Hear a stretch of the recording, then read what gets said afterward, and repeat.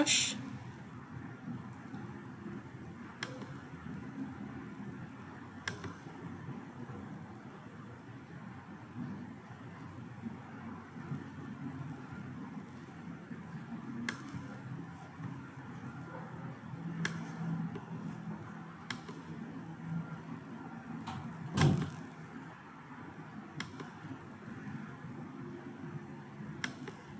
Crianças, vocês estão vendo aí o slide que eu estou mostrando para vocês?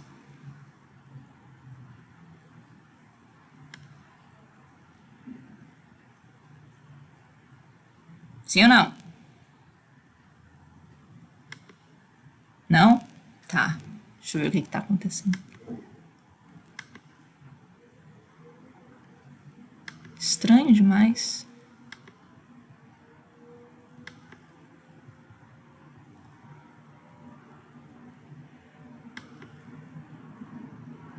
Ah, que agora apareceu essa droga.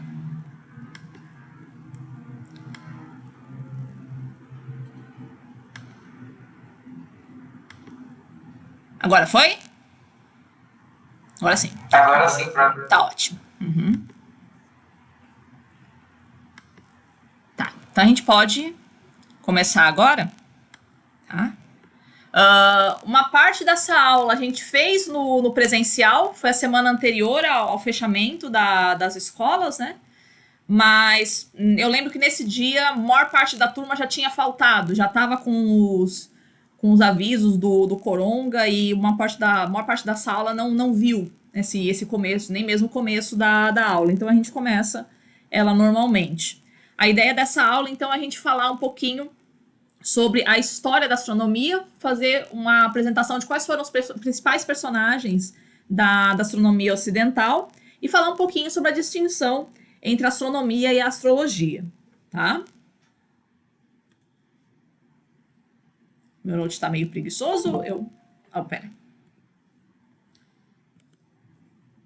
Vamos, meu filho. Ai, gente, que lerdeza. Sai, aqui.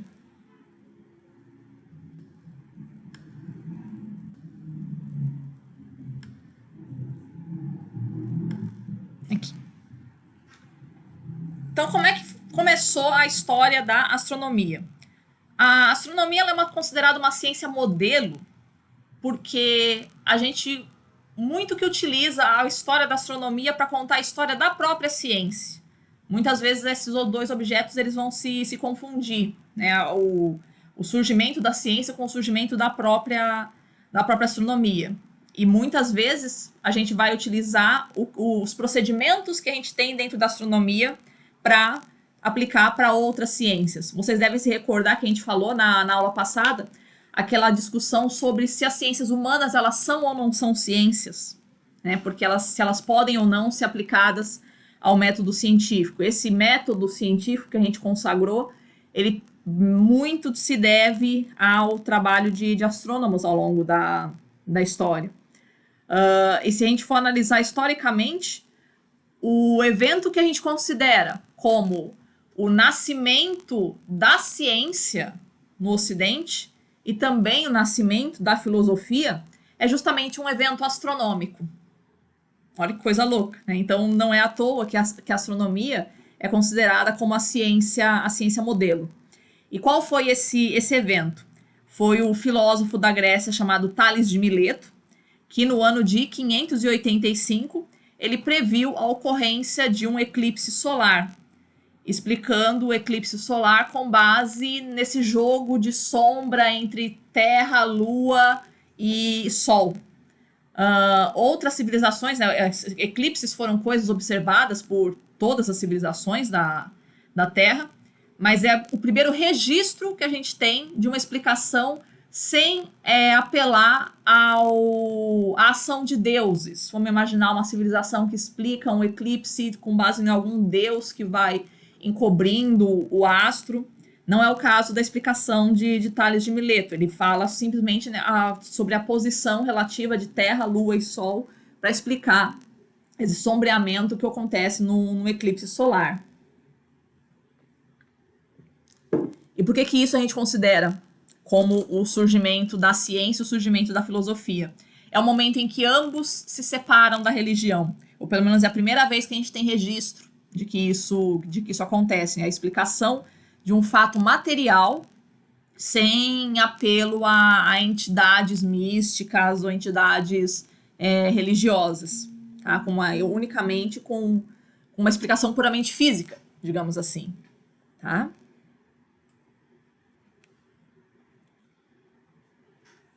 A gente sabe, hoje a gente, talvez, né, nós, urbanoides, a gente não se preocupa tanto assim, mas historicamente a astronomia ela foi de fundamental importância para a sobrevivência das civilizações. Por quê? Porque a gente utilizava o movimento do Sol, o movimento da Lua e o movimento das estrelas, ou a posição das estrelas no céu, para a gente conseguir perceber, para a gente conseguir planejar o nosso caminho, tá? Oh, caramba. Peraí. Tá, voltando aqui. Então, para o planejamento de viagens, a gente se orientava tanto por terra, tanto viagens por terra quanto por mar, né? A gente se orientando pela posição dos astros. Hoje ninguém mais faz isso, que a gente tem GPS, mas isso foi muito importante ao longo da nossa história. E o planejamento agrícola também, né? Qual a época de plantar, qual a época de colher, qual a época de chuva, qual a época de seca, tudo isso podia ser observado através da posição do Sol no céu e a posição dos planetas e das estrelas. Ontem eu estava dando aula de clima para a turma da segunda fase e a gente estava comentando justamente isso, falando como essa coisa do corona e do ciclone, assim, parece que a gente tem um acúmulo de desgraças acontecendo sobre a nossa vida. E uma coisa que eu sempre comento nas minhas aulas de astronomia é sobre a importância da gente resgatar esses conhecimentos ancestrais. Parece uma coisa meio atrasada hoje a gente conseguir observar o céu, observar o movimento do Sol e a gente saber em que direção a gente está, mas talvez isso seja um caso extremo, mas outros conhecimentos ancestrais, como técnicas de plantio, algumas coisas relacionadas ao cuidado com a casa, com a sua alimentação, conservação de alimentos, algumas técnicas de costura, o que mais? Alguns medicamentos. Boa parte desse conhecimento ancestral que ao longo da história a gente foi perdendo, a importância da gente resgatar isso. Porque sempre vai ter, ao longo da história da humanidade, sempre vai aparecer tragédias que vão botar o nosso modo de vida em xeque. Então, você tá tudo lindo, sem luz, sem internet, de repente você não tem mais luz e não tem internet, e agora? Como é que a gente faz?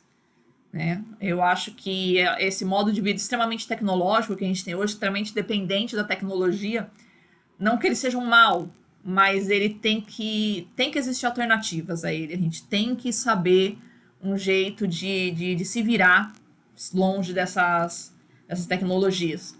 E o conhecimento astronômico faz parte disso.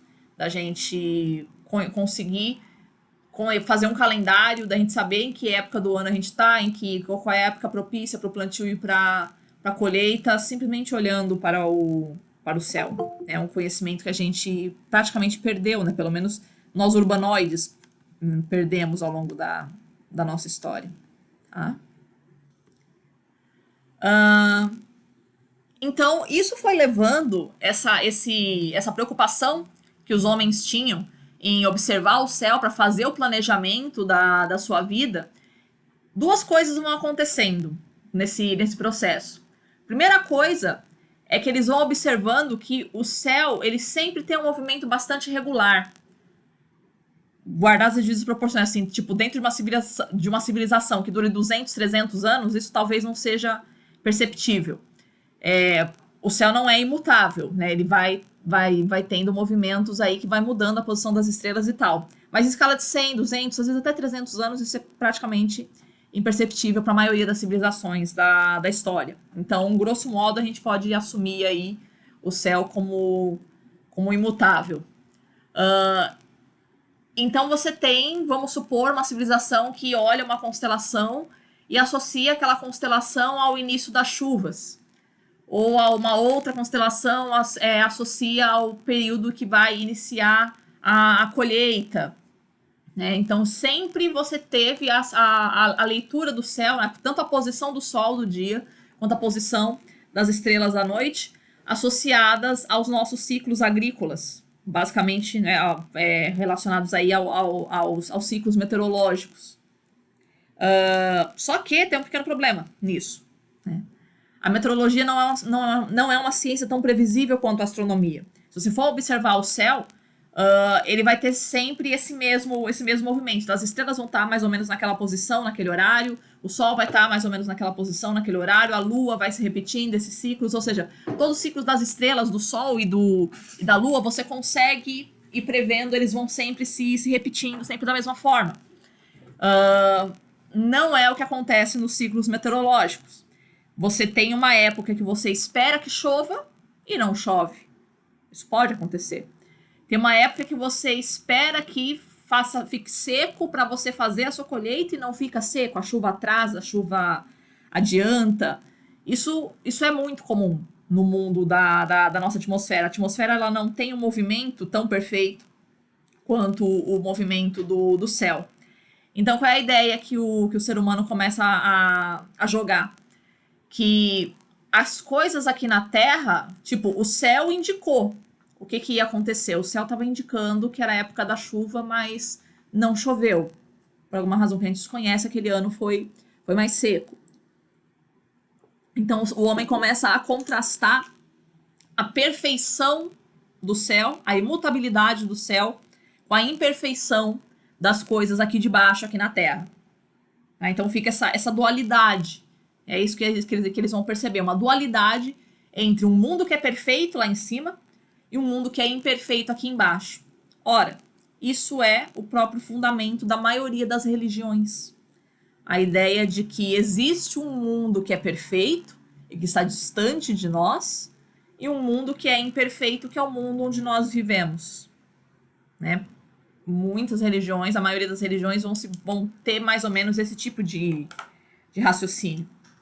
Então, isso provavelmente surgiu dessa observação astronômica e dessa comparação do movimento astronômico com os movimentos aqui na Terra.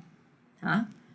Outra coisa que aconteceu também foi justamente essa tentativa da gente relacionar os eventos do céu com os eventos da Terra. Alguns ciclos a gente pode imaginar que eles têm uma coincidência.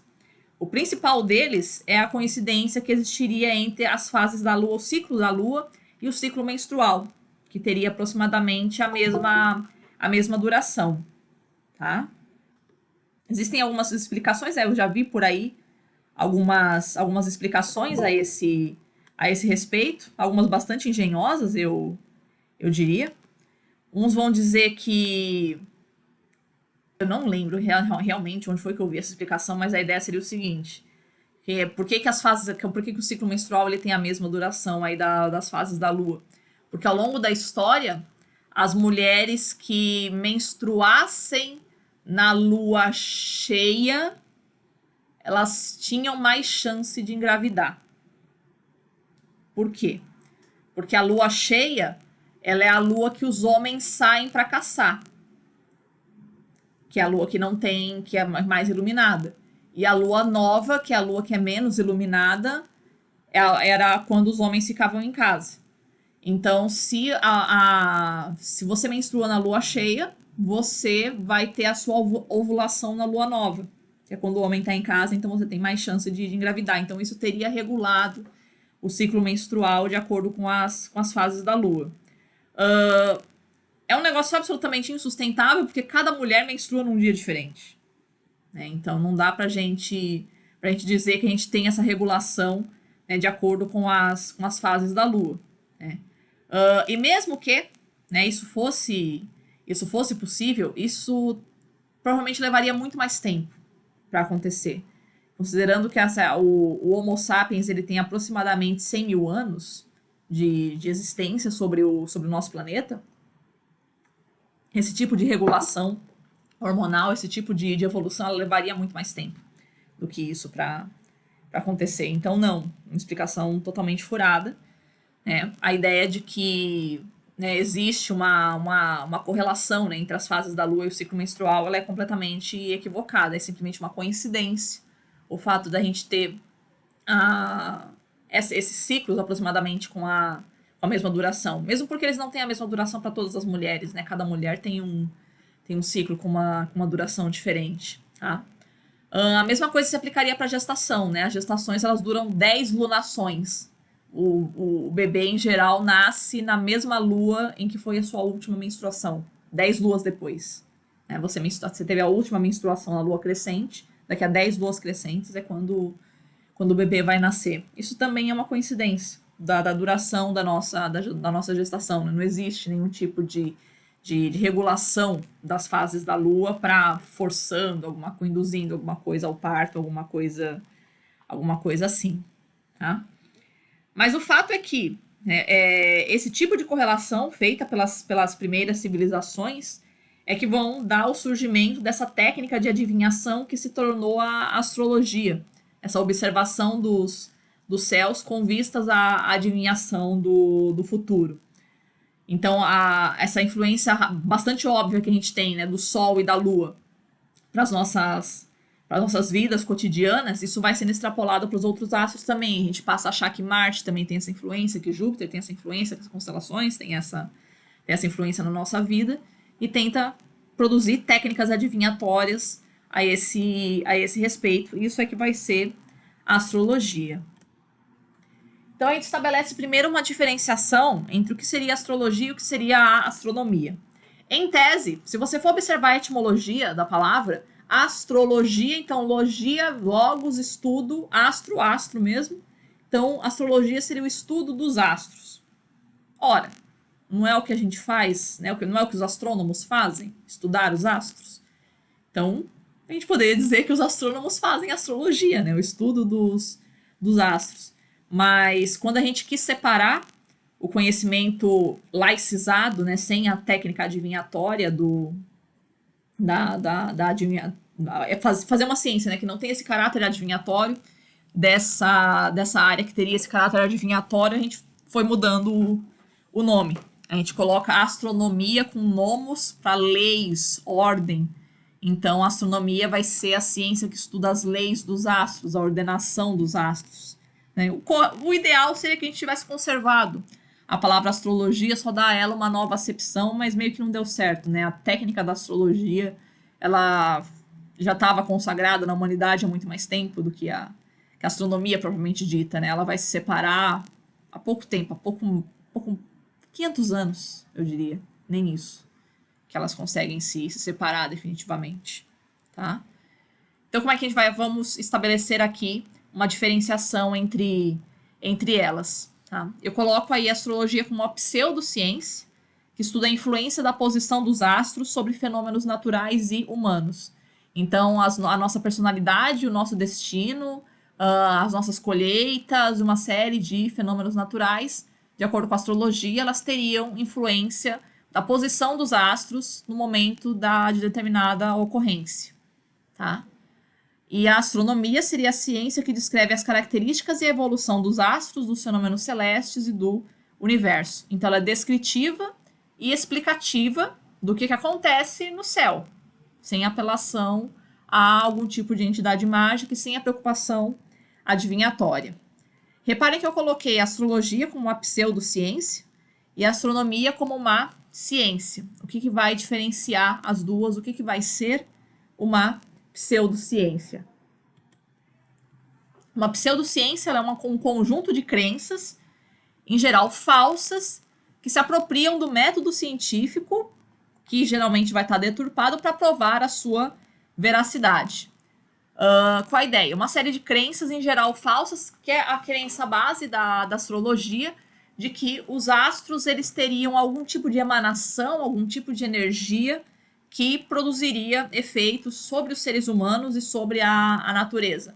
É claro que isso ocorre, mas esse tipo de energia ele é bem definido como energia eletromagnética, no caso do Sol, que ele manda a energia aqui para a Terra, aquecendo a Terra, e os efeitos da gravidade, também são bastante mensuráveis, o efeito da gravidade do Sol e da Lua, por exemplo, o efeito da Lua aqui sobre as marés, então isso tem influência.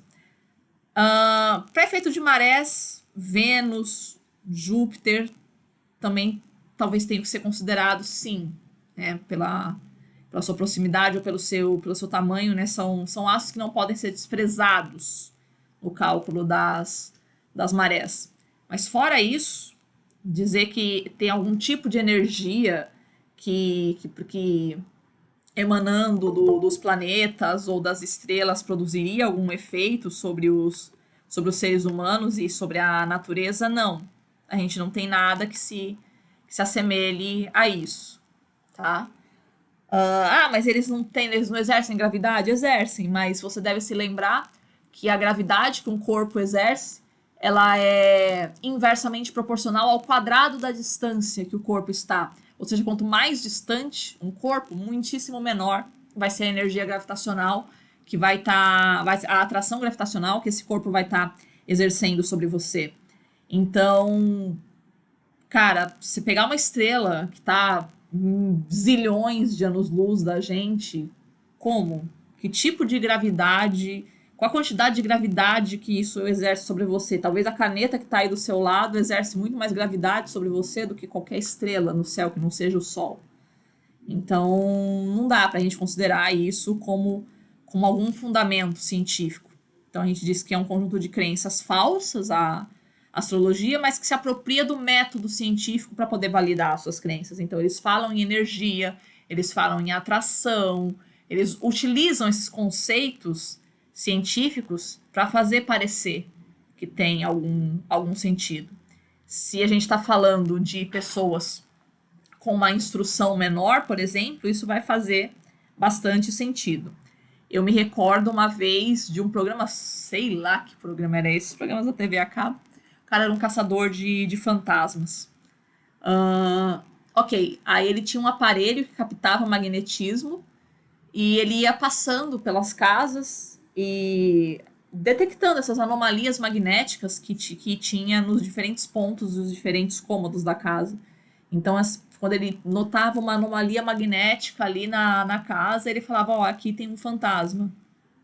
Por quê? Porque o aparelho tá detectando. Ou seja, a gente utiliza o método científico, ou seja, que é a utilização de um aparelho que mede eletromagnetismo para a gente detectar a existência de um fantasma na casa. E aí a apresentadora do programa perguntou assim, mas as pessoas acreditam mesmo em você? Ela falou, acreditam. Sem dúvida. Mas como? Como que as pessoas acreditam que você consegue medir a presença de fantasmas dentro de uma casa? Ela falou, muito simples. Primeiro você pega um assunto que as pessoas não entendem muito, que é eletromagnetismo. Depois você pega um outro assunto que as pessoas também não entendem muito, que é fantasmas. E aí você relaciona os dois. Quem é que vai te questionar? Quantas pessoas comuns você tem que conseguiriam questionar a relação entre uma anomalia eletromagnética e a presença de um fantasma? Que dê argumento científico para te questionar isso. A gente não sabe eletromagnetismo. Então, como é que a gente vai fazer esse tipo de questionamento? Então, mais ou menos essa história vai se passar com a astrologia também. O que é energia? O que é gravidade? Conceitua isso. As pessoas não conseguem conceituar isso. Então, elas não vão conseguir questionar a validade da astrologia. Né? Isso precisa de algum grau de instrução e também algum grau de boa vontade, principalmente, para a gente conseguir fazer esse questionamento. A pseudociência ela pode também estar associada a uma ideologia. O que a gente define como ideologia? É um conjunto de crenças que se apresenta como defensor de um ideal, mas na verdade está defendendo outro. A ideologia ela é enganatória. Não confundam com ideário. Tá? Ideário é um conjunto de ideias que defende uma determinada causa. Tá? Não é a mesma coisa que ideologia, não utilizem esse termo. Recomendo para vocês uma bibliografia, o livrinho bem pequenininho, chamado O que é Ideologia, da Marilena Chauí, que ela utiliza a acepção marxista do termo ideologia. Então, a ideologia ela é enganatória, é um conjunto de ideias enganatórias. né, que falam que estão defendendo uma ideia, mas na verdade estão defendendo outra. Dois grandes exemplos que a gente tem de ideologias científicas são a eugenia e o lisencoísmo, que eu acho que vocês se recordam que eu falei em aula para vocês. A eugenia, a doutrina da raça pura, a ideia de que todo o nosso destino está determinado pela nossa genética, o nosso físico, o nosso caráter, ele estaria todo determinado pela nossa genética, portanto existiriam povos de bom caráter e povos de mau caráter. E o lisencoísmo é o contrário disso. A ideia de que a genética não importa em nada e que tudo vai poder ser resumido ao comportamento, né? Que espécies elas conseguem adquirir novas características pelo comportamento a que elas foram expostas. Eu posso produzir sementes mais resistentes se elas forem expostas ao frio, por exemplo, foi o que fez o Trofim Lysenko. Curiosamente, as duas aparecem durante o século XX. Não, na verdade, a eugenia ela é mais antiga, né? Mas ela é mais posta em prática mesmo ao longo do século XX, durante a Segunda Guerra Mundial, na Alemanha hitlerista. E o lisencoísmo ele é da União Soviética. Foi feito por um geneticista chamado Trofim Lysenko. Uma tentativa de melhorar as sementes, absolutamente fracassada, é óbvio, né? O cara dizer que não há nada, né, de genética importa na formação das sementes, isso não é verdade. Também não é verdade a ideia de que tudo se resume à genética. Tá? Só uma divagação aí para dizer o que é uma ideologia e como a ciência pode ser usada, como a ciência pode ser deturpada para uma incorporação ideológica. Tá? Então, esse é o alerta que a gente tem que ficar. Que a pseudociência ela é muito utilizada, ela é muito alvo, muitas vezes, né, de ideologias políticas ou sociais que querem se apropriar disso. Então, esse é um cuidado. Não que a ciência esteja imune a isso também, né? Isso é outra desgraça que a gente tem que lidar. Mas a pseudociência é mais alvo, de maneira geral. Tá? A astrologia do Ocidente, ela começa na Mesopotâmia. Lembra-se onde era a Mesopotâmia? Aquela região que hoje é atualmente no Iraque, que fica entre os rios Tigre e Eufrates. A gente teve várias civilizações importantes por lá. Começa aproximadamente por volta do ano 2000 antes de Cristo. Essa sistematização. As constelações que os mesopotâmios vão colocar como as constelações do zodíaco, essas 12 constelações que estão aí por mais ou menos aproximadamente aí no Equador. Mais ou menos aproximadamente é ótimo, né? Meu Deus do céu, hoje eu tô lesada. Ficam aí em torno do Equador. Então são eles que vão ditar essas constelações. Algumas mudam um pouquinho o nome, a conceituação, mas o grossão delas, como a gente vai ver, foi estabelecida pelos mesopotâmios. Esse conhecimento ele é absorvido pelos gregos, aproximadamente 500 antes de Cristo, e ele é cristalizado, sistematizado a atribuição das características de cada astro, de cada constelação, numa obra chamada Tetrabiblos, que significa em grego os 4 livros, do Ptolomeu, que viveu aí nessa época, de 85 a 165 depois de Cristo. Percebam o tempo, a escala de tempo com que a gente está lidando. A astrologia ela começa nos mesopotâmios 2000 antes de Cristo e ela é cristalizada 2000 anos depois, né? Pouco tempo depois aí do nascimento de Cristo. Isso vai ser um problema para a astrologia, eu vou mostrar por quê. A astrologia ela é baseada na divisão do ano em 12 casas, que são as 12 constelações do zodíaco. Se o ano tem 365 dias, então as 12 casas elas vão ter 31 dias cada uma. Então a média é de 30 dias para cada uma dessas constelações do zodíaco. Por que chama zodíaco? Porque a maioria das constelações elas são... A maioria não. É a maioria? Ai, nem sei, gente. Eu nem vejo mais astrologia, já tem tanto tempo, enfim. Mas tem muitas figuras que são misturas de animais com humanos e figuras que são propriamente animais. Por isso que é o zodíaco, né? São as constelações dos animais. Então, 30 dias, mais ou menos, para cada uma delas. Só que a gente tem alguns pequenos problemas nisso. Que as constelações, elas não têm todas o mesmo tamanho. Para você dividir o céu em 12 casas certinho, de 30 dias aproximadamente, cada uma, você está partindo do pressuposto que essas casas elas têm o mesmo tamanho. Para você fazer essa divisão bem regular que a astrologia faz. E isso não é verdade. Se você for observar um mapa de céu, você vai ver que tem constelações que elas são bastante pequenas, que o Sol vai passar por elas durante um período muito curto do ano, e constelações que são bastante grandes, que o Sol vai passar por elas bastante, por muito tempo ao longo do ano. O que significa dizer que você é de um determinado signo? Eu, na astrologia tradicional, eu sou de Câncer. O que isso significa? É que quando você, no dia que você nasceu, a posição que o Sol estava naquele dia, se você for olhar à noite, né, ao meio-dia, o Sol ao meio-dia, né, a hora que o Sol está passando pelo Equador Celeste, aquela posição do Sol ao meio-dia, no dia do seu nascimento, à noite está a constelação de Câncer acima do céu. É isso que significa, né, na teoria da astrologia. Tá? Então tem esse pequeno problema, né, que a astrologia vai afirmar que existem esses 30 dias para cada casa, quando isso não é verdade, quando as casas elas podem ser maiores ou menores do que 30 dias. Então fala que no dia que você nasceu estava sob o signo de Câncer, não, podia estar em outra constelação já, ou numa constelação anterior. Tá? Então esse é um cuidado que se tem que ter. Um outro ponto é o efeito de precessão dos equinócios. Eu tô sem o meu globo aqui, porque olha como eu sou inteligente. Eu fui tentar pegar o meu globo. Eu tinha marcado que para entrar na UDESC a gente tá tendo que fazer um planejamento, né? Avisar que a gente vai, não tá podendo entrar sozinha, assim, meu cabelo tá lindo hoje, né? Enfim.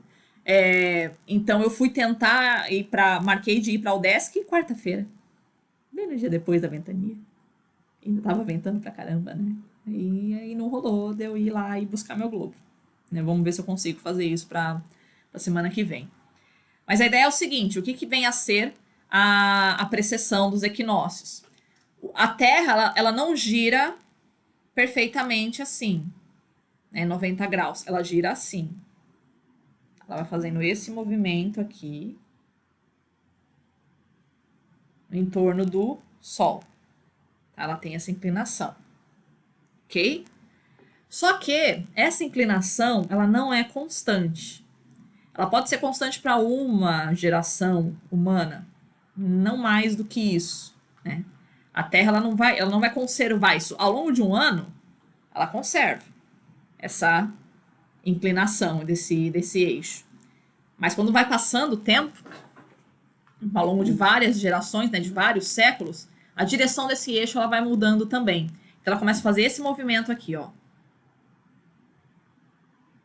Um movimento bem difícil da gente reproduzir. A mão. Peraí, deixa eu ver se eu faço direitinho aqui assim. Ai, precisa de muita coordenação pra fazer um negócio desse.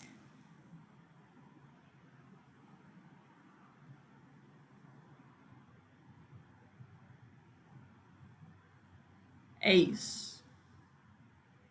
Ela faz esse giro assim. Tá? Descrevendo um círculo tanto no norte quanto no sul, em sentido contrário.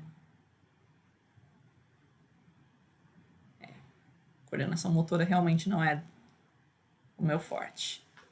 Mas a ideia é o seguinte. Então, você tendo esse giro, o que vai acontecer? Isso de tempos em tempos, isso significa, para completar um ciclo todo, a gente demora 26 mil anos para completar um ciclo todo. Então, o que significa isso? Que eu vou ter que hoje a Terra está apontando nessa direção, o eixo. Daqui a metade do ciclo, ela vai fazer isso daqui. Ela está apontando o eixo na direção oposta. Então, a posição que o Sol, que as constelações vão estar em relação à Terra naquele mesmo dia, ela vai ser diferente, conforme vai passando esse ciclo todo. Mas 26 mil anos é muita coisa, professora. Ok.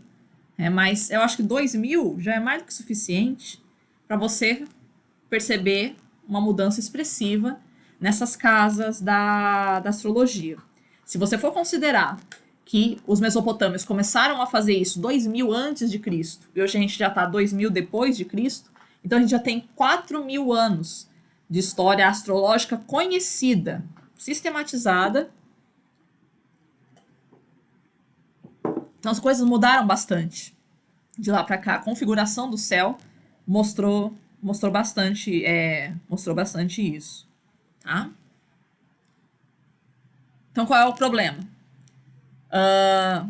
A cada 2.000 anos, mais ou menos, tá? Isso vai variar a cada constelação, vai ter constelação que isso vai ser mais rápido, mas em média, a cada 2.000 anos, o eixo da Terra ele vai atrasando uma constelação inteira. Tá? Vai atrasando uma constelação inteira. Se os mesopotâmios eles desenvolveram a astrologia 2.000 anos antes de Cristo, hoje a gente já está 2.000 anos depois de Cristo, o que vai acontecer? Você vai ter aí coisa tipo já atrasada 2 vezes, né? Atrasado 2 casas, pelo menos em relação ao que os mesopotâmios fizeram. Tá? Quando os gregos sistematizaram... deixa eu compartilhar a tela aqui.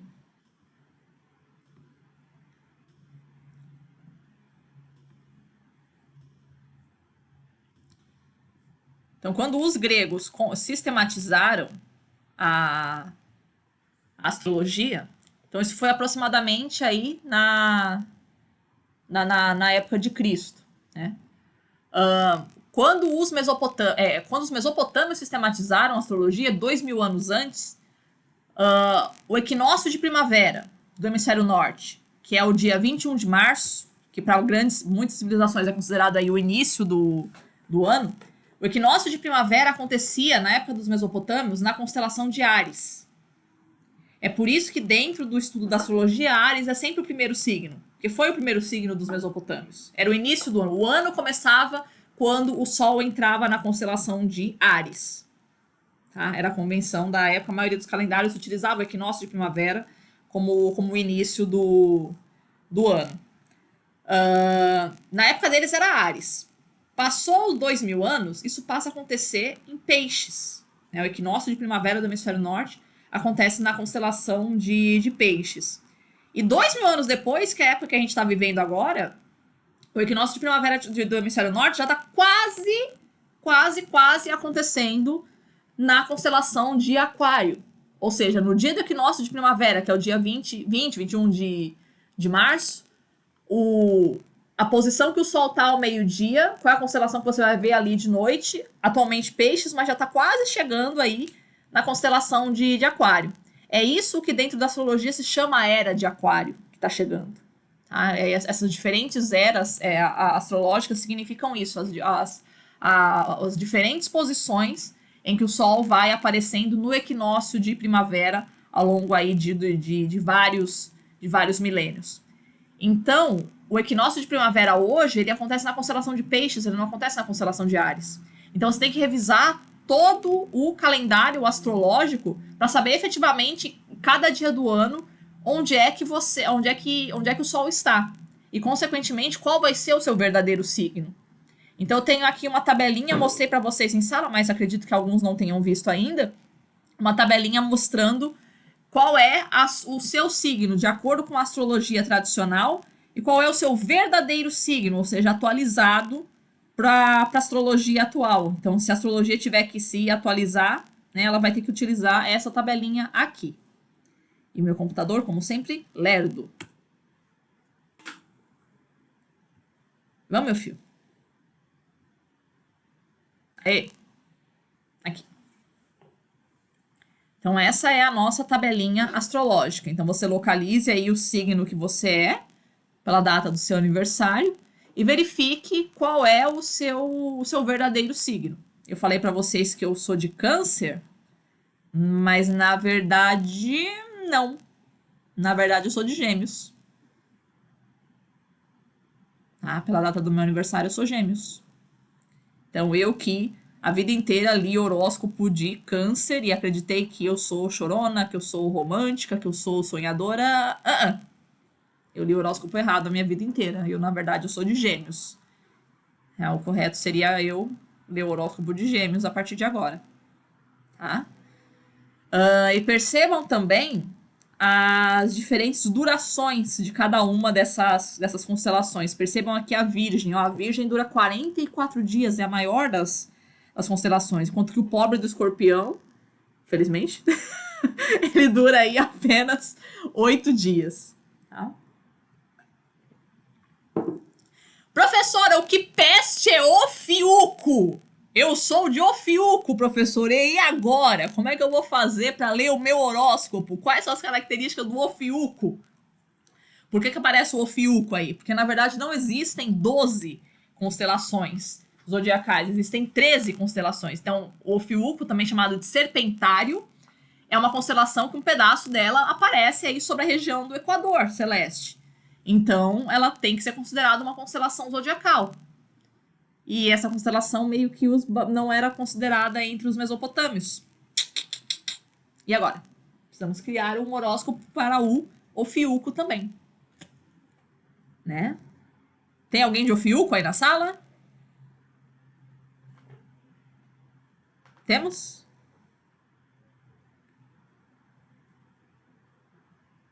Alguém é de Ofiuco? Virei virginiana, adorava meu signo era pra ser de aquário aí. Quem continua? A Stephanie continua o mesmo. Uhum. Eu sou mais gêmeo, vocês acham? Que bom. Ok. Então a gente continua leonina. Me recuso a ser leonino, ótimo. Agora a gente tem que realmente revisar, a gente tem que começar a ler o signo correto agora. Tá?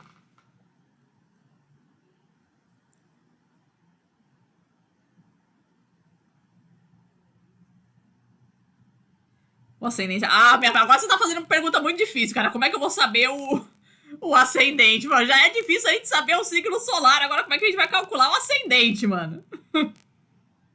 Muda, não, altera completamente o mapa, altera completamente. Tudo ascendente, segundo lunar, o Júpiter e Marte, onde tá, altera tudo. Altera sim. Tá? E precisamos resolver aí esse problema, né, de criar o horóscopo de Ofiuco, né? Quais são as características do Ofiuco. Então, com isso, a gente quer dizer o quê? Que mesmo quem acredita em astrologia, a astrologia está errada. Ela precisa dessa revisão, ela precisa pelo menos de uma atualização. Então, a conclusão que a gente chega até agora, que com exceção do Sol e da Lua, talvez Vênus, Marte, né, esses efeitos gravitacionais deles, teriam que ser contabilizados aí para os cálculos de marés na Terra, algumas anomalias gravimétricas aí da Terra, alguma coisa nesse sentido. Não sou geóloga, mas deve ter alguma influência aí. Mas fora isso, né, outros astros mais distantes, Saturno, e principalmente outras estrelas que não o Sol, realmente os efeitos delas sobre os seres humanos é realmente desprezível, tá? Eu coloquei aqui um texto para vocês, tem esse link aí, para vocês acessarem um texto bem curtinho, que se chama A Interferência dos Astros na Sua Vida. Que aí o autor ele vai destrinchar mesmo como é que... provando por A mais B. Né? Por que essa noção de que os astros eles têm uma influência eletromagnética, gravitacional sobre a gente é desprezível. Tá? Depois, quem tiver curiosidade aí pode acessar pelo slide e ler. Tá? Ok, então agora que a gente já conhece a astrologia, a gente vai falar sobre a astronomia propriamente dita nessa história. A gente tem que na antiguidade qual é a característica das civilizações antigas.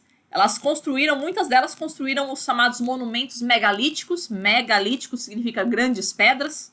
Então, monumentos megalíticos que serviam para a gente entender o movimento do Sol, tá? Muitas vezes esses monumentos megalíticos têm também um significado religioso, eles são utilizados para rituais religiosos, mas o fundamento deles é marcar a posição dos solstícios e dos equinócios, alinhando aí com os pontos cardeais, muitas vezes, mas a grande maioria das vezes a preocupação é essa, marcar os solstícios e os equinócios, né, que são os princípios e fins das estações. Então, alguns dos mais famosos que nós temos, Stonehenge na Inglaterra e Chichén Itzá no México, essa pirâmide aí. Essa pirâmide ela tem 91 degraus de cada lado. Né? 91 vezes 4 dá 364. É um número bastante próximo da duração do ano, na duração de uma translação da Terra. Então, eles já sabiam, né, qual era esse valor aproximadamente. Tá? Praticamente eu diria que todas, não conheço a história das civilizações, mas podemos dizer que todas as civilizações da Terra tiveram esse tipo de preocupação, né, de construir algum tipo de monumento, algum tipo de técnica, algum tipo de círculo mágico, alguma coisa assim, cujo fundamento é a posição do Sol, né, essa variação da posição do Sol ao longo do ano, marcando aí a passagem das estações. Ou seja, na verdade, esses círculos são calendários. Na prática é isso. Eles marcam essa passagem do tempo aí pro Sol. Tá?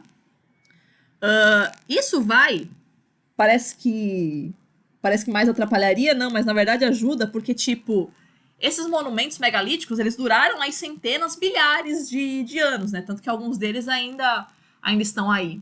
Então, se uma civilização, ela constrói um monumento desse, e vamos supor, ela dura 500 anos, às vezes até 300, mas 500 anos é um tempo mais do que suficiente para uma civilização bem observadora conseguir perceber esse movimento da precessão.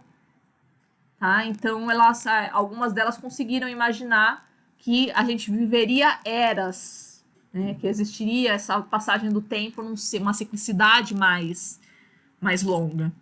Tá? Eu amo esse meme.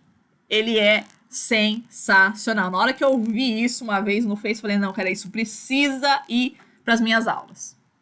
Esses monumentos megalíticos, essas grandes construções que a gente tem na história da humanidade, que a gente não consegue explicar como é que foi que essas pedras enormes conseguiram chegar ali, como é que eles conseguiram esculpir isso com tanto detalhe. Então só podem ter sido os alienígenas que fizeram essas pedras lindas, com todo esse detalhe, com todo esse esculpido, com todo esse transporte aí, né? Só podem ter sido os alienígenas. Cara, só porque não foram brancos que conseguiram fazer, não significa que foram alienígenas. A nossa civilização tem a civilização ocidental tem esse ranço, né? De que, tipo, não foram ocidentais típicos, né, que fizeram isso, foram orientais, foram indígenas, alguma coisa nesse sentido. Então, nossa, não é possível. Foi índio que fez um negócio desse? Foi.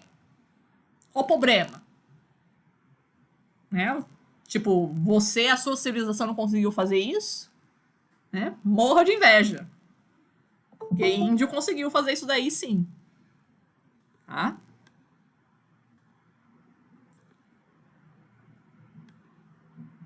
Outra coisa que a gente pode alertar também, né? A gente observa esses monumentos megalíticos e a gente fica, né, realmente impressionado como foi que eles conseguiram ser construídos. Eu falo sempre, gente, você só fica impressionado com a construção desses monumentos porque você vive numa época em que existem direitos humanos e direitos trabalhistas. Porque nessa época não tinha nada disso, não. Essas civilizações foram escravas. Tá? Elas foram baseadas no trabalho escravo. Então, assim, a gente consegue construir isso com trabalho escravo, sem direitos humanos, sem direitos trabalhistas? Sim, consegue. Tá? Então, não foram alienígenas, não. Historicamente, a gente consegue, os povos têm bastante capacidade para isso. E, de novo, aquela questão que a gente estava falando sobre o conhecimento ancestral, né? Técnicas de construção, técnicas de rachar pedra, que a gente outrora dominava e não domina mais. Eu acho que é esse link aqui que eu mandei para vocês, eu acho que era isso. Não lembro mais agora.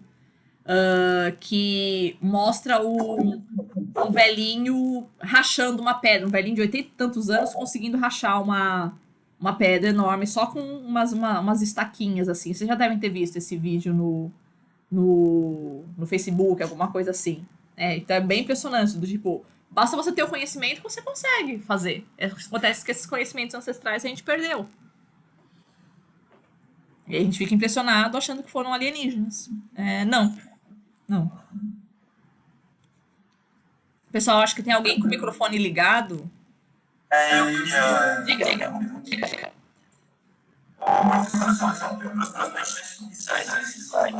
Sim. Eu já enviei eles para vocês quando a gente estava no presencial, mas eu estou postando os slides de novo no Google também.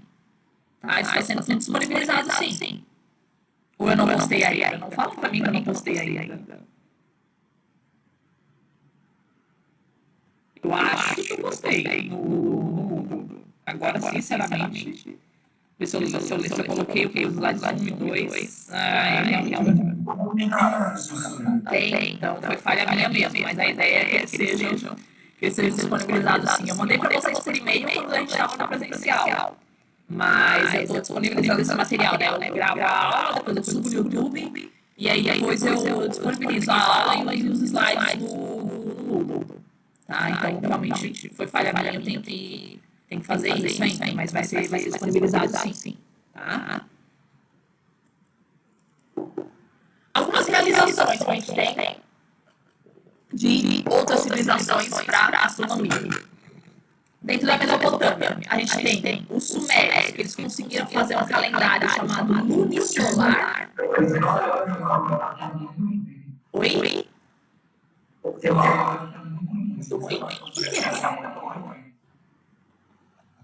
Não sei se acho que isso não vai dar para resolver, porque eu estou dentro de uma sala. Eu acho que é isso, minha sala é bem grande. Dá certo.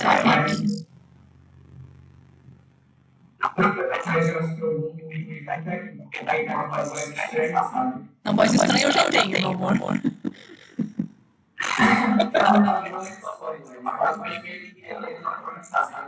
Não, mas fica assim mesmo. Sim, mas é coisa de gravação mesmo. Não sei se o meu gravador é tão bom assim.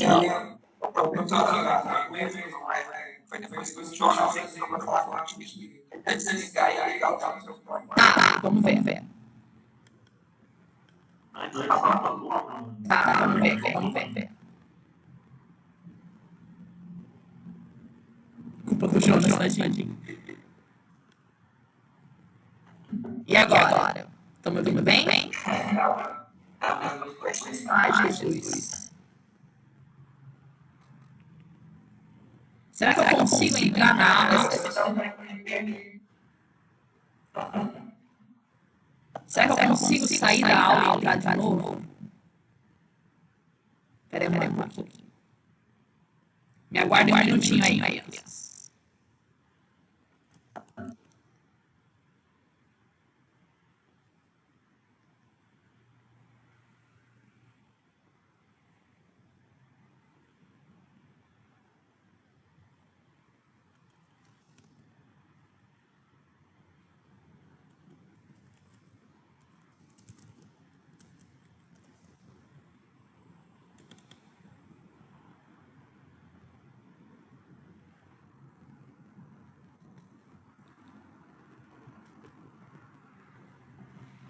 Então, os sumérios eles vão fazer um calendário chamado lunisolar, que é um calendário. Um calendário que incorpora os ciclos do Sol e da Lua. Vai ficar mais fácil a gente entender isso quando a gente vê a história do calendário judaico. Como é que são feitos esses ajustes? Por quê? Porque o nosso calendário ele é puramente um calendário ocidental em vigor. Ele é puramente solar, a gente não incorpora mais os movimentos da Lua. A gente só considera esse calendário de 365 dias e um quarto, fazendo esse ajuste, né, de adicionar um dia a cada 4 anos. A gente não incorpora os movimentos da Lua, incorporar os movimentos da Lua, que é o que os judeus fazem, por exemplo. Eles só adicionam um mês a mais de tempos em tempos. Tá?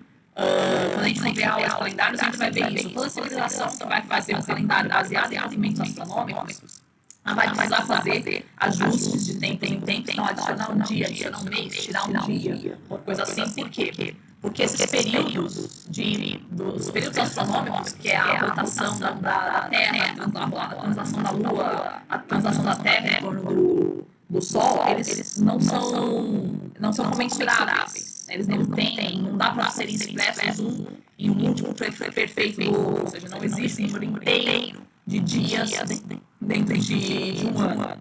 Tá?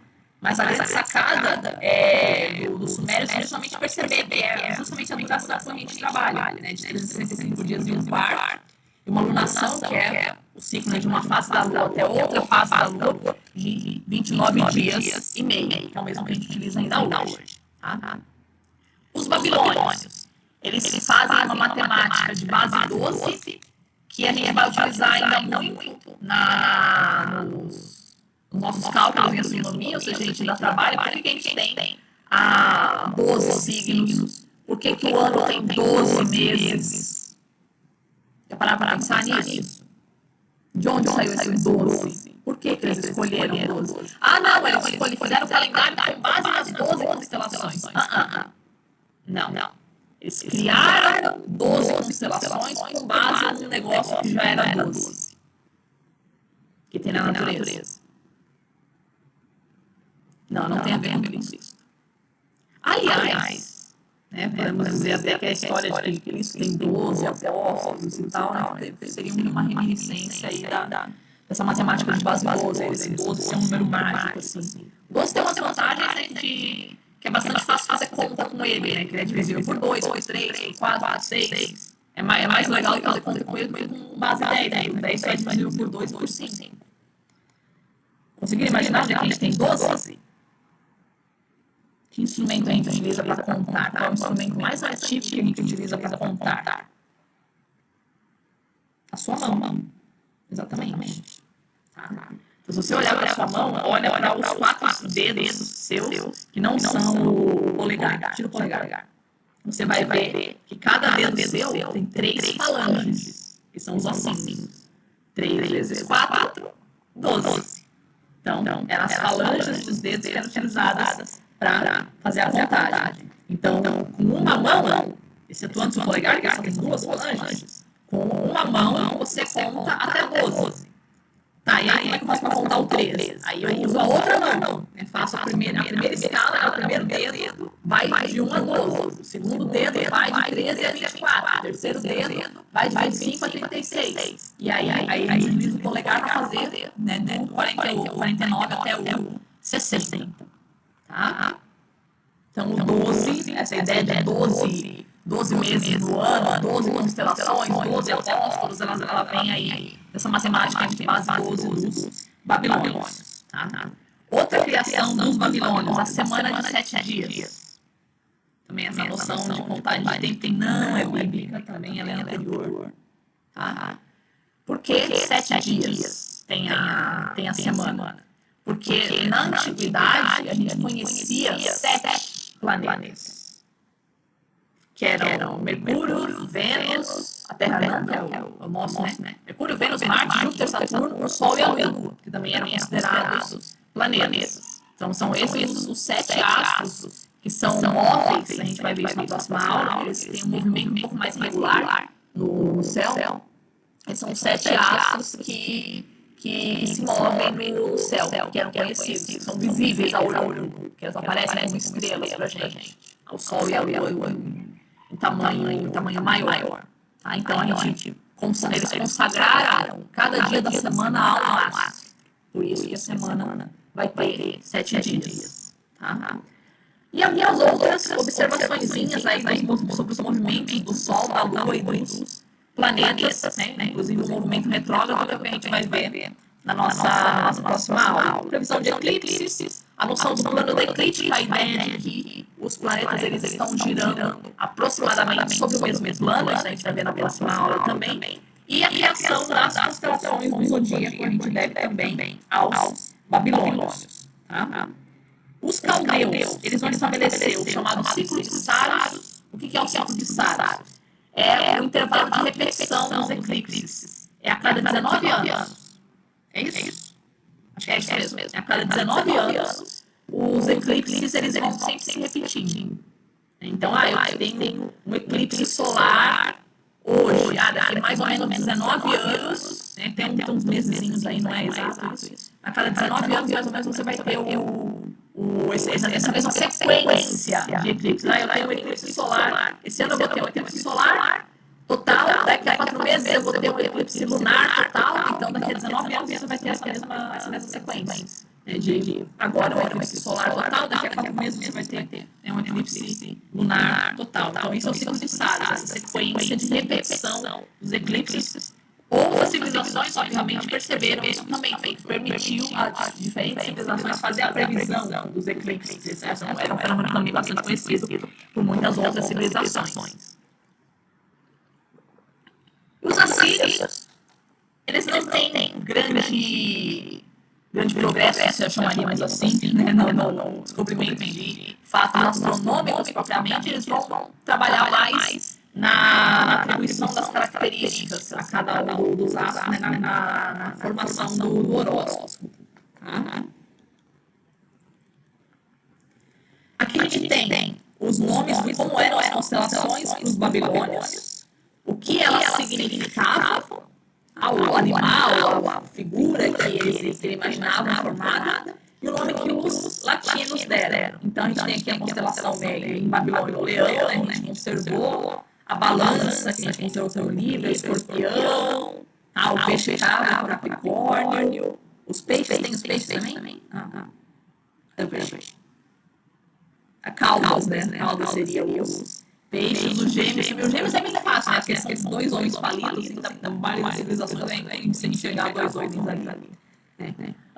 Um destaque para a estrela, né? A palavra lua e estrela, que vai ser a constelação de touro, talvez fazendo alusão à estrela que é o olhinho do touro. Não me vem a cabeça o nome dela agora. Ai, Jesus, hoje eu tô mal. Como é que chamava? Aldebaran. É a estrela que é o olhinho do touro. Uma estrela bem bonita, assim. Então, bem conhecida de diferentes civilizações. Imagino que seja isso, né, que eles estavam querendo dizer, né, que era uma estrela propriamente dita, que seria o touro. Não sei se você conta. Mas para mostrar que as constelações que os mesopotâmios conheceram são elas que a gente vai utilizar ainda hoje. A civilização chinesa, ao que parece, ela não estava tão preocupada assim com os eventos regulares do céu.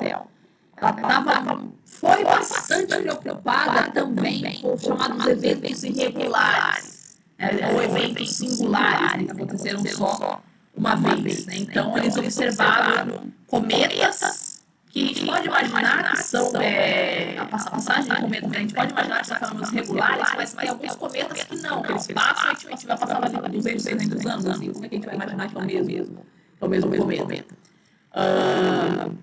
Então, eles fizeram essas observações da passagem de cometas, da queda de meteoros, de explosões de supernovas, que provavelmente acontece uma vez e não acontece mais, aquele pedaço de céu, a gente vai ver isso na aula de estrelas, e parece que eles têm também alguma indicação aí sobre as manchas solares, eles conseguiram identificar períodos que o Sol estava mais manchas e outros com menos manchas.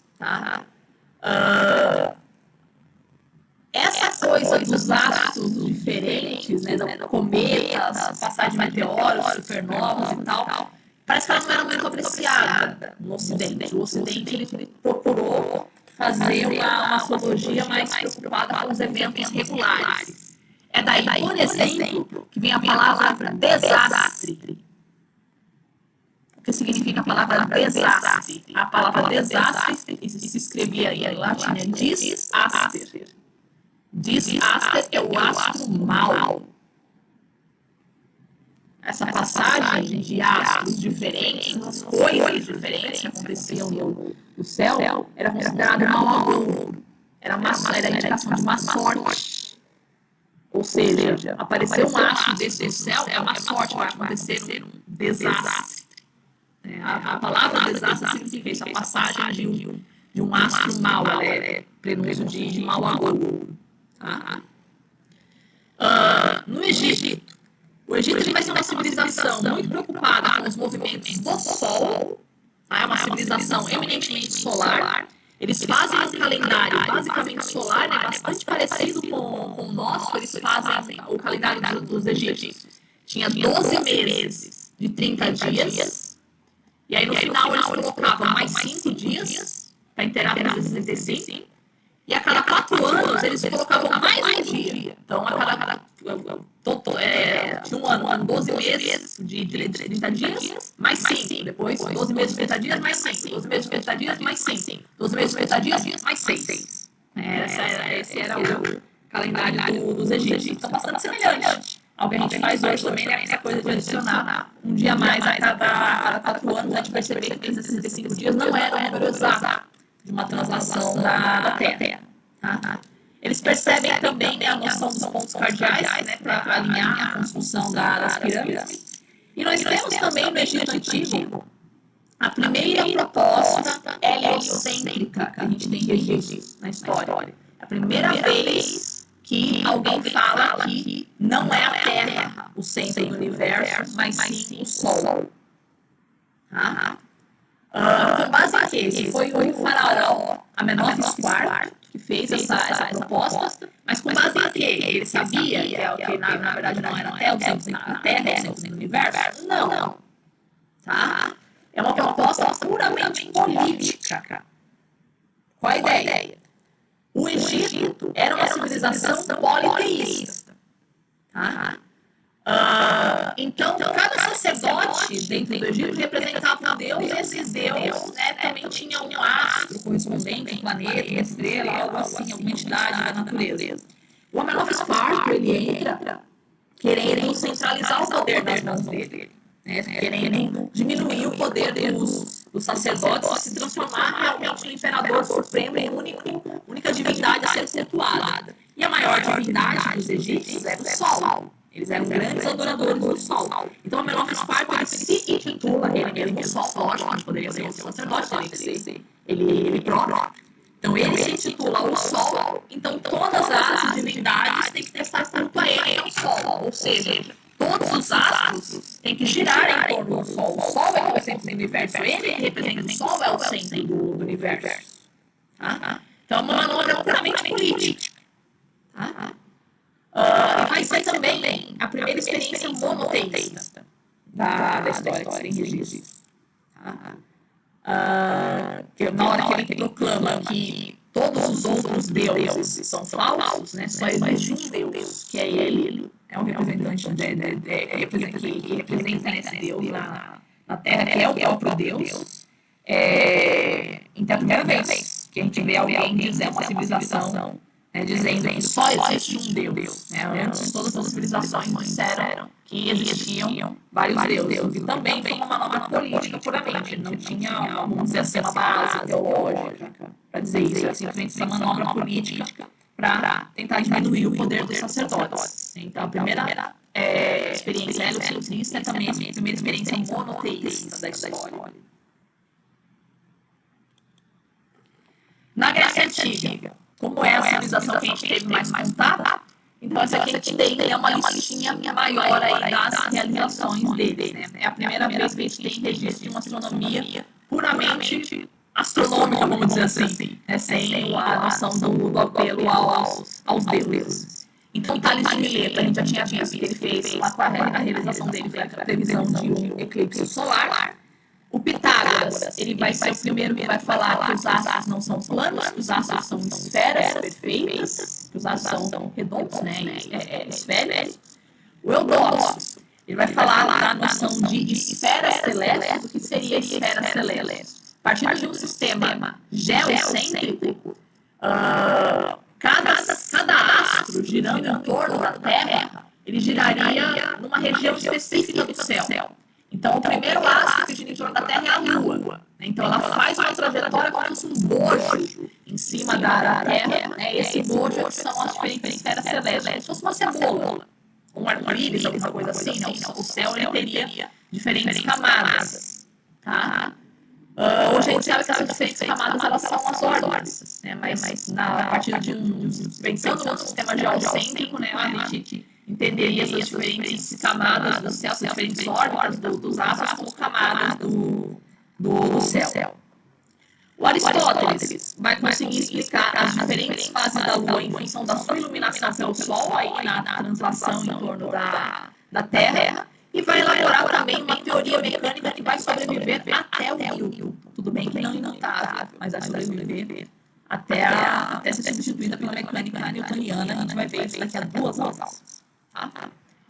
O Heráclides, ele vai dizer que a Terra gira em torno de si própria, né? Vai ser o primeiro a falar da iluminação da Terra, não em função do Sol girando em torno da Terra, mas a Terra girando em torno de si própria. E vai propor um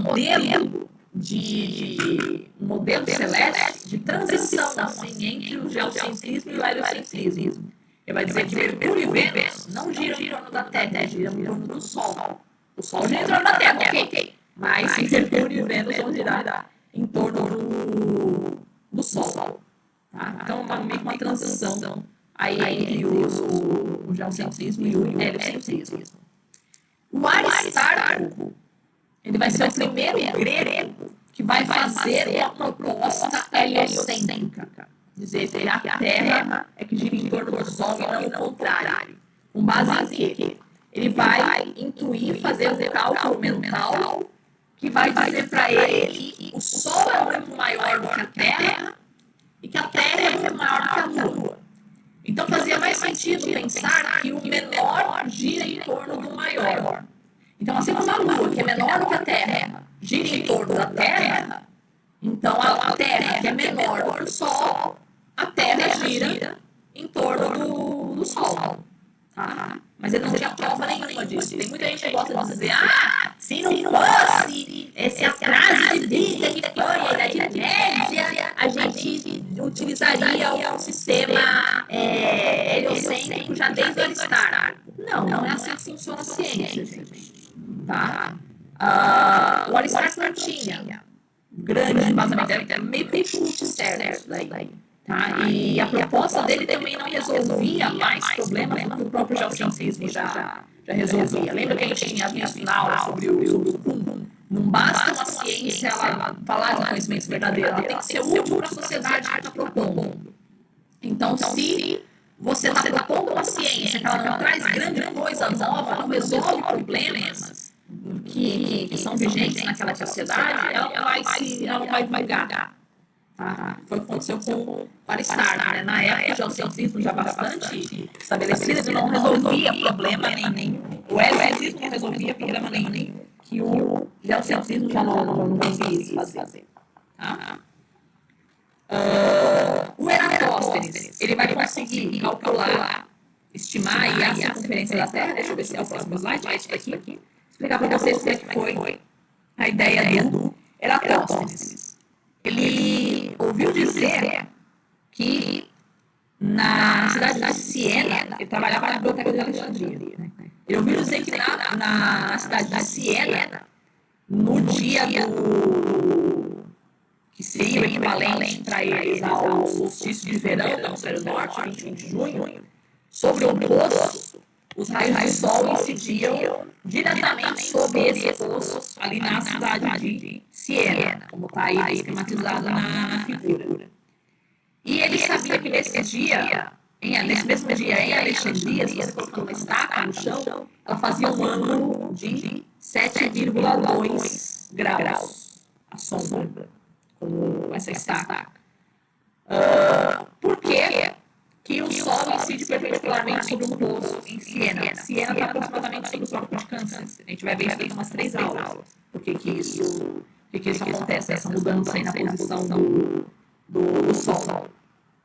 Então, qual é a ideia que ele jogou? Ele falou, bom, eu sei que a diferença angular, então, se eu tenho essa diferença, os raios solares eles chegam paralelos à Terra, essa diferença que eu tenho na sombra de Alexandria em relação a Siena deve ser a diferença angular que eu tenho na distância linear entre Siena e Alexandria. Então, o que eu tenho que fazer? Né? Eu eu sei que a distância angular entre Siena e Alexandria é 7,2 graus. 360 seria a esfera inteira. Então, eu faço uma regra de 3, fazendo a distância entre Siena e Alexandria. Né? A distância entre Siena e Alexandria corresponde a 7,2 graus. 365 graus corresponde a x. Então, tudo que eu tenho que fazer é saber qual a distância entre Siena e Alexandria para conseguir calcular qual é o tamanho da Terra. Partindo do pressuposto que a Terra é redonda. Então, ele mandou um escravo ir caminhando de Alexandria até Siena, observe aí a distância dela do Egito. Mandou o escravo ir andando de Siena até Alexandria e depois voltar para contar para ele qual era a distância que tinha entre as duas cidades. Tá? E aí ele disse que a distância de Siena para Alexandria é uma unidade da medida de 500 estádios. E aí, com isso, ele calcula o tamanho, né? A circunferência da Terra. Muitos historiadores da ciência gostam de romantizar bastante essa história, diz que, nossa, o Eratóstenes, ele errou por muito pouco esse cálculo, ele chegou ao cálculo de que a Terra tem uma circunferência de 40 mil quilômetros, quando na verdade tem 42 mil. Então ele errou por muito pouco esse cálculo. Calma lá, vamos com calma. Que às vezes a gente gosta muito de idealizar a ciência e os caminhos dela, eles são um pouco mais tortuosos do que a gente idealiza. Quando a gente fala que a distância de Siena e Alexandria era de 500 estádios, os gregos tinham diferentes unidades de medida que significavam estádios. É mais ou menos uma coisa com ok aqui no Brasil. O que é um ok? Se você está em Minas, é uma medida. Se você está em São Paulo, é outra medida. Se você está no Nordeste, é outra medida. Tá? Então, até hoje, a gente sabe qual foi o tipo de estádio que o Eratóstenes utilizou. Então, ele pode ter realmente acertado? Pode, dependendo do tipo de estádio que ele utilizou. Mas ele pode ter errado bastante também esse cálculo. Tá? A ideia, isso não tira o mérito da sacada dele. A sacada é genial. A ideia de achar que essa curvatura, a diferença de curvatura de Alexandria para Siena seria proporcional à curvatura da Terra, ok. Mas daí é você dizer que ele acertou realmente o cálculo, isso a gente não tem prova nenhuma, historicamente falando. Tá? Ok. Outra realização do Eratóstenes é a criação dessa palavrinha aí que eu coloquei, a transliteração dela em grego, que vocês, eu imagino que não saibam ler grego, mas né, acreditem em mim. Está escrito aí geográfica. Em grego. Ele cunha a palavra geografia também. Na noção de descrição da Terra, de medidas da Terra. O Hipparco faz pouca coisa, né, ao longo da história, ele construiu o observatório de Rhodes, e a partir do observatório fazendo medições da posição aí do Sol, da Lua, e de cerca de 850 estrelas. Só.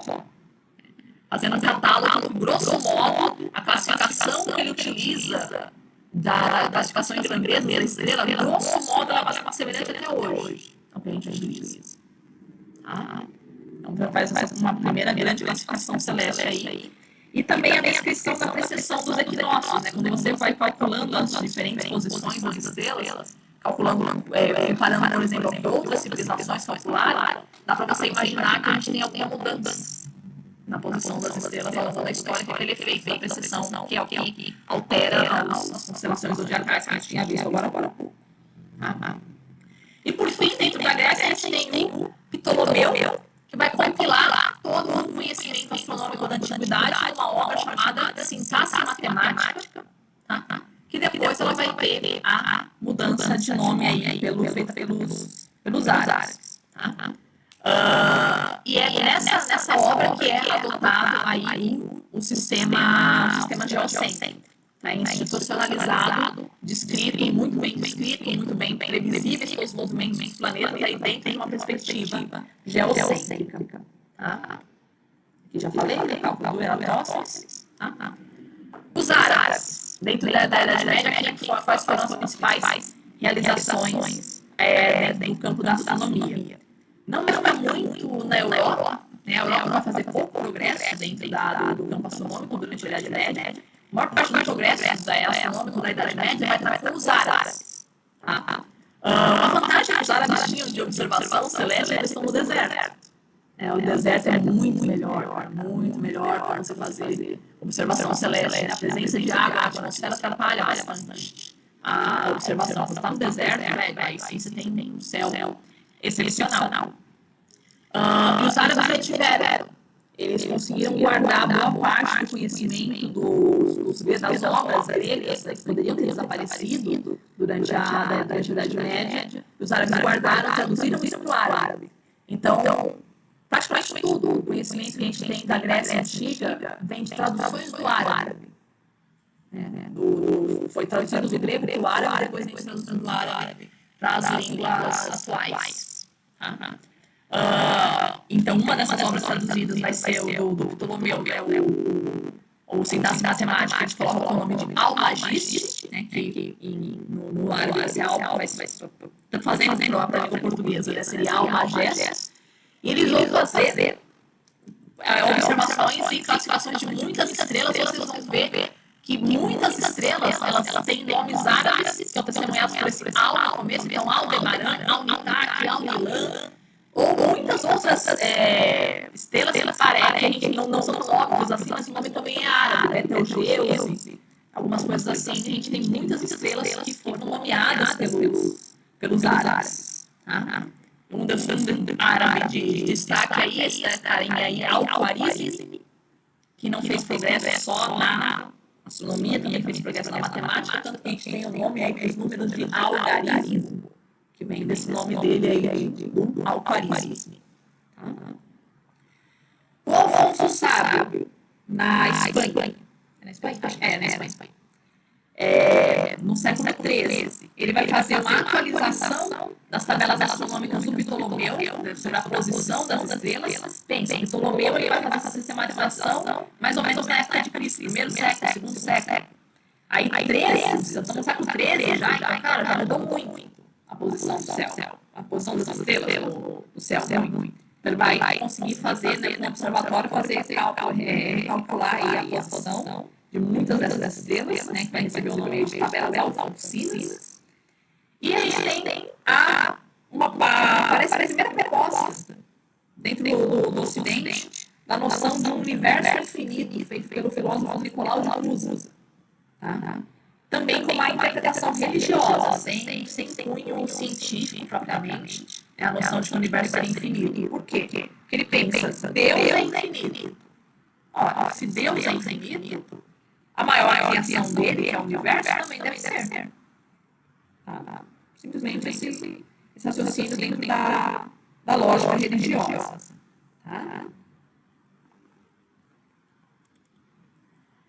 A Idade Moderna. A Idade Moderna, dentro da astronomia, a gente diz que ela é inaugurada com Copérnico, que ele vai escrever um livro chamado A Revolução das Esferas Celestes, ou das Orbes Celestes, como vocês preferirem. Que vai ser a primeira proposta heliocêntrica dentro do Ocidente moderno. Lembrando que, como a gente viu na aula passada, o Copérnico nunca afirmou que era a Terra que girava em torno do Sol. Ele propôs, dizendo que seria mais fácil fazer cálculos sobre as posições dos astros se nós supusermos que o Sol está no centro e não a Terra. É isso que a gente tem de diferença. Aí ele nunca falou, nunca afirmou, falou só é mais fácil fazer os cálculos se a gente supuser o Sol no centro. O primeiro que afirmou que o Sol girava, que a Terra girava em torno do Sol no Ocidente moderno foi o Giordano Bruno. E aí ele teve uns problemas por isso, mas não são por isso. Tem muita gente que vai dizer que o Giordano Bruno ele foi morto na fogueira, e ele realmente foi, por dizer que a Terra era redonda ou pela defesa de ser um modelo heliocêntrico. Calma lá que a história não é assim tão simples. O Giordano Bruno ele vai ser um discípulo do Copérnico, vai pegar essas ideias do Copérnico, vai colocar que o Copérnico era só uma hipótese, ele vai colocar como uma certeza, mas ele não tinha nenhum objetivo científico propriamente com isso. O O Giordano Bruno, ele, em algum momento da vida dele, ele começou a ficar muito desgostoso com a Igreja Católica. Ele era um grande estudioso de misticismos antigos, de civilizações pagãs. Ele começa a ficar muito desgostoso com a Igreja Católica, começa a atacar a Igreja Católica, questionando alguns dos seus principais dogmas, por exemplo, questionando a noção da divindade de Cristo, questionando a noção da transubstanciação, que é a transformação da hóstia em pão e do vinho em sangue de Cristo, questionando a noção da virgindade de Maria, questionando a noção de que a gente morre e vai para o céu, né? Então ele prega a noção de transmigração da alma, que seria a reencarnação, que também não é aceita pela Igreja Católica. Então, o fato de ele colocar que é o Sol, o centro do universo, não a Terra, é diferente da cosmologia católica da época, é só uma das questões que ele levanta contra a Igreja Católica. Levantando aí questões muito mais graves, como, por exemplo, questionar a divindade de Cristo, achar que Cristo era só um ser humano comum, questionar a divindade de Maria. Tá? Então, não foi porque ele disse que a Terra não era o universo, assim o Sol, que ele foi condenado à morte, tá, gente? Ele foi condenado à morte por todas essas outras heresias que ele cometeu. Aliás, há quem diga que ele vai ingressar, né, comprar essa briga de que não é a Terra, o universo é o Sol, né? Só para ser mais uma briga. Que ele está comprando com a Igreja Católica, só para dizer que ele era adepto dessas ideias de civilizações pagãs, né, no caso do Egito, que ele era adepto dessas civilizações pagãs, dessas ideias contrárias à fé católica. Então a gente tem que ter muito cuidado, né, quando a gente faz uma afirmação histórica sem ter propriamente conhecimento, né, do que foi realmente que aconteceu. Tá? O Tycho Brahe era um astrônomo dinamarquês que ele vai fazer muitas observações e vai fazer uma atualização naquelas tabelas que eram do Alfonso Sábio, tá? Já tem uns 300 anos aí de diferença, então um bom observatório já dá para fazer uma atualizaçãozinha, tá? Mas ele chama elas de tabelas Rudolfinas, né? Por que não chama de tabelas Brahianas? É porque ele queria puxar o saco do imperador, né? Rodolfo era o nome dele, tá? Por isso. E ele vai também fazer um modelo de transição entre o geocentrismo e o heliocentrismo. Ele vai dizer que todos os planetas, os outros planetas, né, Mercúrio, Vênus, Saturno, giram em torno do Sol. Mas o Sol gira em torno da Terra. No mínimo engenhoso, né, que ele consegue conservar o geocentrismo e consegue facilitar bastante os cálculos aí dos movimentos para os outros astros. Uma sacada bem engenhosa, assim, temos que reconhecer. O Kepler, a gente vai ver uma aula específica sobre as 3 leis que ele vai falar sobre os movimentos dos astros, já sabendo, né, que a primeira delas é a órbita é elíptica, ela não é circular, que a velocidade não é constante por essa órbita, e que existe uma proporção entre o tempo que você leva a órbita em relação à distância que você vai percorrer. Mas a gente vai ver uma aula só sobre essas 3 leis de Kepler. O Galileu também fez pouquinha coisa para a astronomia. Há quem diga que ele inventou o telescópio. Não, isso também não é verdade. Tá? Ele aprimora, ele transforma a luneta em telescópio. A luneta foi inventada na Holanda, um comerciante de vidros que tinha lá. E ele empregava mão de obra infantil, né, na indústria de vidros. E aí existe uma vez que as crianças estavam brincando em serviço, enfileirando os vidrinhos assim, e elas viram que tinha esse efeito de aumento, né, dependendo da espessura do vidro e tal, então observavam que a maneira que elas foram enfileirando aumentava ali. Então eles faziam caretas, ali aquela careta parecia enorme, alguma coisa nesse sentido, as crianças brincando. E aí o cara percebeu, né, que enfileirando vidros ele conseguiria fazer lentes de aumento. Colocou isso dentro de um rolinho e começou a vender pra galera observar que horas que era no relógio da igreja. E aí o Galileu ficou sabendo desse produto novo que estava sendo vendido ali na Holanda, mandou trazer alguns. E aí aprimorou essa coisa de enfileirar vidrinhos assim para produzir o telescópio. Então a ideia, né, de observar alguma coisa à distância com lentes não é do Galileu. Ele vai aprimorar esse uso, né? Ele transforma a luneta num telescópio. Né? Parece ter sido bem inteligente também, né, de ter colocado um filtro, algum filme plástico, alguma coisa assim, né, na frente das lentes antes de observar o Sol, porque observar o Sol num telescópio sem nenhuma proteção, ele teria ficado cego na hora. Então, ele seguramente ele utilizou uma proteção também. Tá? Então, aí com o telescópio, ele fez algumas observações, como, por exemplo, a topografia da Lua. Ele vai escrever que a Lua ela não é perfeitamente esférica, ela tem uma série de crateras, montanhas também, assim como a Terra. Os satélites galileanos, quais são os satélites galileanos? São os quatro maiores satélites de Júpiter. Tá? Que a gente vai ver na próxima aula também, consegue fazer essa observação com o telescópio. Das fases de Vênus, então, assim como a Lua tem fases, né, volta mais iluminada, está menos iluminada, a Vênus também vai ter. Os anéis de Saturno ele vai conseguir observar também com o telescópio, as manchas solares também, a gente vai ver uma aula sobre isso. E a Via Láctea, aquele conjunto enorme de estrelas ali manchando o céu. Aqui na cidade ele não é visível, assim, o olho você está no campo, com o olho mais treinado, você consegue enxergar. Tá? O Galileu também teve problemas com a Igreja Católica. Tá? E muita gente confunde ele com o Giordano, acha que o Galileu foi morto pela Igreja. Não, o Galileu continuou vivo. Tá? Mas o problema, de novo, né, o problema que o Galileu teve com a Igreja Católica não foi pelo fato de ele dizer que a Terra que a Terra não era o centro do universo. Com base em que ele fala isso? Ele observa os satélites galileanos e ele observa que os satélites estão girando em torno de Júpiter. Ele fala, bom, então nem tem giro em torno da Terra.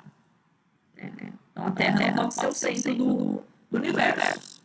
E ele vai comparar, né, o modelo geocêntrico com o modelo heliocêntrico, já conhecido desde o tempo de Copérnico, num livro chamado Diálogo sobre os dois máximos sistemas de mundo. Esse livro, em forma de diálogo, ele se passa por três sujeitos, né, dois debatendo e um é o árbitro. E o árbitro vai tomar o partido depois do heliocentristas.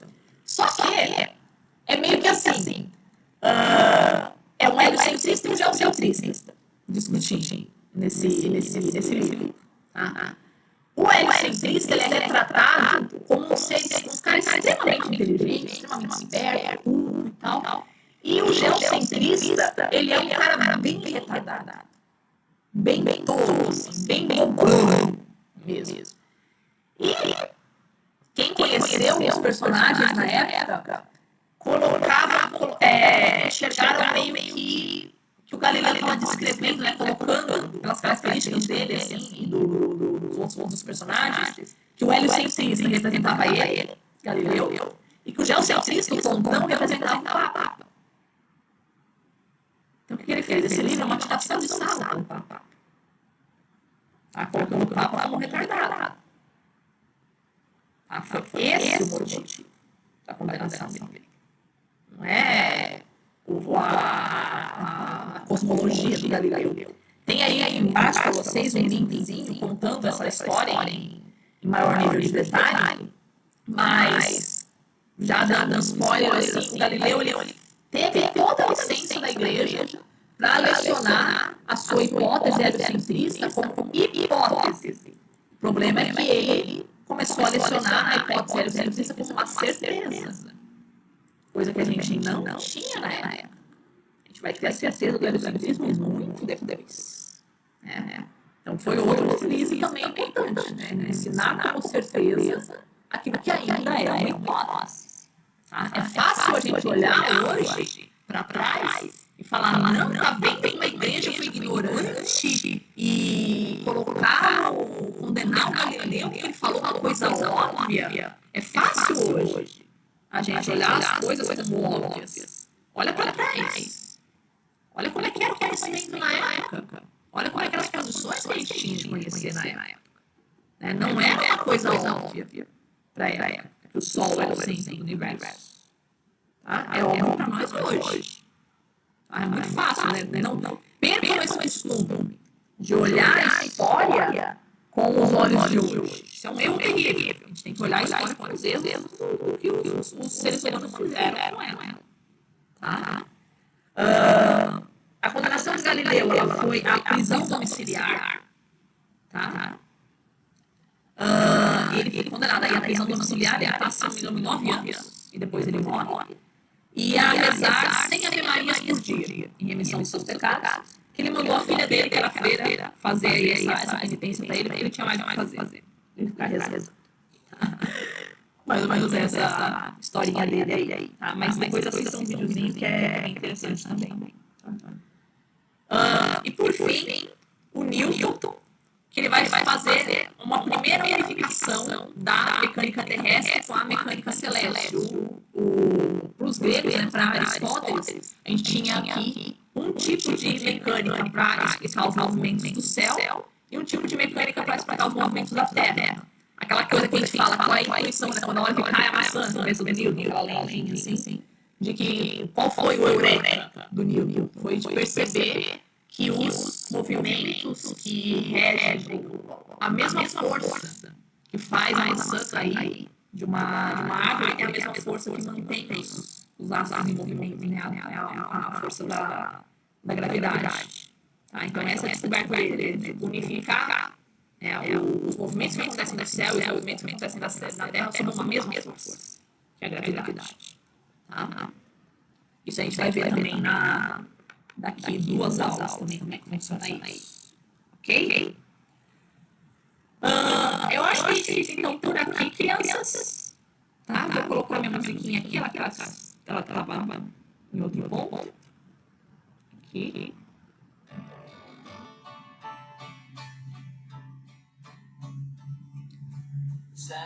Então, nós ficamos por aqui hoje, crianças. Lembrando, o meu plantão, ele está sendo esse semestre às quartas-feiras, das 5 até as 7. Então, se ficar alguma dúvida em relação a essa aula, eu mando o link para vocês e vocês aparecem por ali depois, tá bom? Obrigada pela presença de vocês, pela compreensão, crianças, e seguimos aí na nossa pandemia, tá bom? Espero que ela tenha feito votos de que ela durasse pouco, mas parece que não está adiantando muito. Enfim, vamos tentar viver aí um dia de cada vez, tá bom? Beijos para vocês, crianças, se cuidem, qualquer problema, só chamar, tá bom? Tchau, tchau!